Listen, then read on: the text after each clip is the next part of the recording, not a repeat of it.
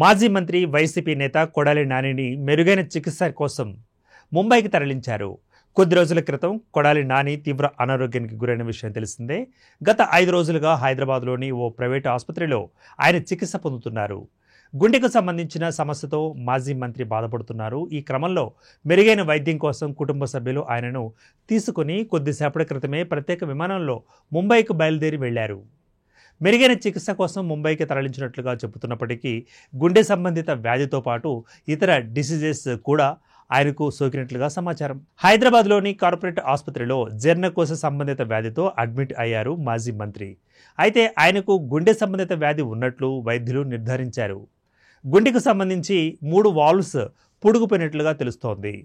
మాజీ సీఎం జగన్ హైదరాబాద్లోని ఆసుపత్రి వైద్యులతో మాట్లాడిన సమయంలో ఈ విషయాన్ని గుర్తు చేశారు.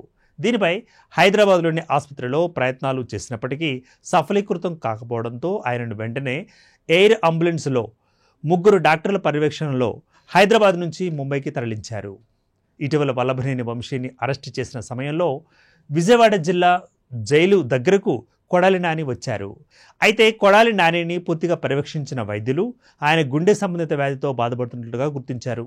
వెంటనే సర్జరీ చేయాలని భావించారు వైద్యులు. అయితే సర్జరీ క్రిటికల్గా మారడంతో మెరుగైన చికిత్స నిమిత్తం ముంబైకు తరలించాలని వైద్యులు సూచించారు. దీంతో ఆయనను ప్రత్యేక ఎయిర్ అంబులెన్స్లో కొద్దిసేపటి క్రితమే ముంబైకి తరలించారు.